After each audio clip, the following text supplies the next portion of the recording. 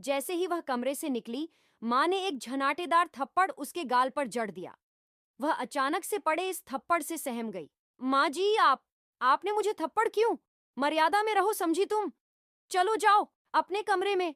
संस्कारहीन कहीं की माँ के गुस्से को देखते हुए मनीषा चुपचाप से वहां से चली गई। पर वह समझ नहीं पाई थी कि माँ जी अचानक इतनी उग्र कैसे हो गई। अब तक तो ऐसा रूप उसने सासू माँ का कभी नहीं देखा था। मनीषा बहुत देर तक अपने गाल को पकड़े रोती रही। जाने कौन सा गुनाह था कि आज मुझे वह सोच रही थी कि जब से देवर बीमार पड़े हैं, तब से दूध और दवा देने रोज ही तो जाती है उनके कमरे में। फिर आज क्या हुआ? मुश्किल से वह 18-19 साल की थी जब वह ब्याह कर आई थी इस घर में। 4 भाई बहनों में पति सबसे बड़े थे। उसके बाद देवर का नंबर था। बाकी दोनों ननद इनसे भी छोटी थीं। शादी के पहले ही दिन पति ने समझा दिया था कि भले ही वे सौतेले हैं, पर कभी भी इसकी भनक उसके किसी भी प्रकार के व्यवहार से इन्हें नहीं लगना चाहिए। उन्होंने कहा था कि मैं चाहता तो इस सच्चाई को तुमसे छुपा सकता था, लेकिन तुम मेरी अर्धांगिनी हो और अब इस परिवार की सदस्य हो, इसलिए तुम्हें हक है कि तुम सब कुछ जान लो। उन्होंने परिवार के सभी सदस्यों का एक एक करके परिचय दिया। उसी दिन से मनीषा ने गांठ बांध लिया। वह हर संभव प्रयास करती थी कि सारे परिवार के लोग उससे खुश रहे। सबको खिलाकर खाना, सबका ख्याल रखना, जब घर के सारे लोग सो जाएं, तब अंत में सोने जाना। मनीषा की यही दिनचर्या थी। घर में एक ससुर ही थे जिनकी नज़र में मनीषा एक संस्कारी बहू थी। वे ज्यादातर बीमार ही रहते थे, जिनकी सेवा की जिम्मेदारी मनीषा पर ही थी। उनको कभी कभी दया आती थी मनीषा पर। बाकी लोगों को तो बस एक काम वाली बाई मिल गई थी मुफ्त में। मनीषा ने हमेशा यही महसूस किया था कि चाहे वह कुछ भी कर ले, पर सबका व्यवहार उसके प्रति सौतेला ही था। रिश्ते में तो सब छोटे थे, पर जरा सी चूक हुई नहीं कि उसके संस्कारों की घंटी बजा दी जाती थी। दोनों छोटी नंदें जलती हुई माचिस की तीली थीं। हर घड़ी मनीषा के कामों में नुक्ताचीनी निकालती रहती थीं। उससे भी मन नहीं भरता तो चुगली कर उसे डांट खिलवाती। कमरे में आई तो पति गहरी नींद में सो रहे थे। उनकी नींद भंग न हो जाए, इसीलिए अपने हिचकियों को अपने हाथों से दबाते हुए बगल में पड़े सोफे पर बैठ गई। उन पर नजर पड़ते ही मनीषा के दर्द कुछ कम हो गए।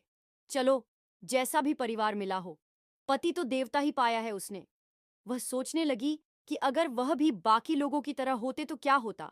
बिन माँ की बच्ची मनीषा को मायके में प्यार कम ही मिला था, लेकिन संस्कार देने में कोई कोताही नहीं की गई थी।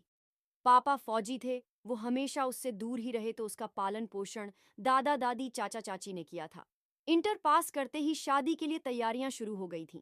शादी के लिए उसका मन बिल्कुल भी तैयार नहीं था। वह और भी पढ़ना चाहती थी, पर माँ थी नहीं, मन की बात सुनता कौन। परिवार वालों ने मिलजुल कर शादी कर दी। विदाई के समय पापा से गले लगकर खूब रोई। पिता ने दहेज के साथ साथ संस्कारों की गठरी भी उसे दी, जिसे हरदम साथ रखने की नसीहत भी थी कि उसे गठरी की गांठ को कस कर बांध कर रखना है।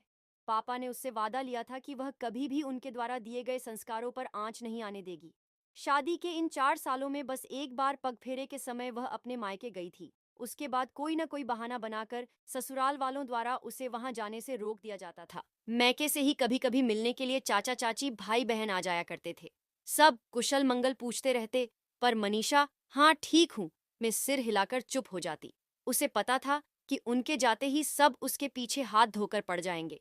फिर उसके हिस्से आंसुओं के अलावा कुछ नहीं बचेगा। यही सब सोचते सोचते जाने कब वह सो गई। सुबह सासू माँ की झल्लाहट भरे शिकायत से उसकी नींद खुली। वह पति के ऊपर भड़की हुई थी। बात क्या है, यह जानने के लिए वह बाहर निकली। उसे देखते ही सासू माँ उस पर बिफर पड़ी। घर के सभी सदस्य वहां खड़े थे। मनीषा के तरफ हाथ नचाते हुए बोली, मैं पूछना चाहती हूँ कि यह महारानी जी, यह क्या नया गुल खिला रही हैं? सारे संस्कारों को घोड़कर पी गई है क्या तुम्हारी पत्नी? अरे माँ, हुआ क्या? कुछ बताओगी भी? सुनोगे तो पांव के नीचे से जमीन खिसक जाएगी, समझे? संस्कारहीन कहीं की। मनीषा को समझ में नहीं आ रहा था कि वह कहना क्या चाहती हैं। ससुर जी चीखने की आवाज सुनकर बिस्तर से उठकर बैठक में आ चुके थे। आते ही उन्होंने कहा, ये सुबह सुबह तुम्हारा ब्लड प्रेशर क्यों बढ़ा हुआ है? आप तो चुप ही रहिए। खबरदार, जो यहाँ पर आपने बहू का पक्ष लिया। सास की दहाड़ सुनकर ससुर जी थोड़े झेप गए। देवर ने कमरे में से लेटे लेटे ही पूछा, क्या हुआ माँ, कुछ बताओ भी। सास मुंह बीचकाते हुए बोली, क्या बताऊं मैं, मेरी तो जुबान कटी जा रही है बताते हुए। पति ने थोड़ा सख्ती से कहा, पहेलियां मत बूझाओ माँ, हुआ क्या है? बेटा, मैं ना कहती थी कि लाना है तो संस्कार वाले घर से बहू लाओ, पर मेरी बातों का असर ही कहाँ होता है। 4 दिन से मैं देख रही थी, सबके सो जाने के बाद यह तुम्हारे भाई के कमरे में यह डोरे डालने जाती थी। कल मैंने इसे निकलते देखा, मेरे तमाचे के निशान अब भी उसके गाल पर होगा। बुलाकर देख लो, संस्कारहीन कहीं की। सभी भौचक्के मनीषा की तरफ देखने लगे। छोटी ननद ने मुंह पर हाथ रखकर बोला, छी छी भाभी, मुझे तो शर्म आ रही है आपको भाभी कहते हुए।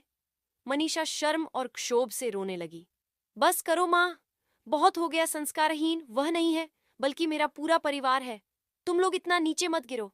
मनीषा को गिराने में मैंने भेजा था उसे दूध ले जाने के लिए कमरे में।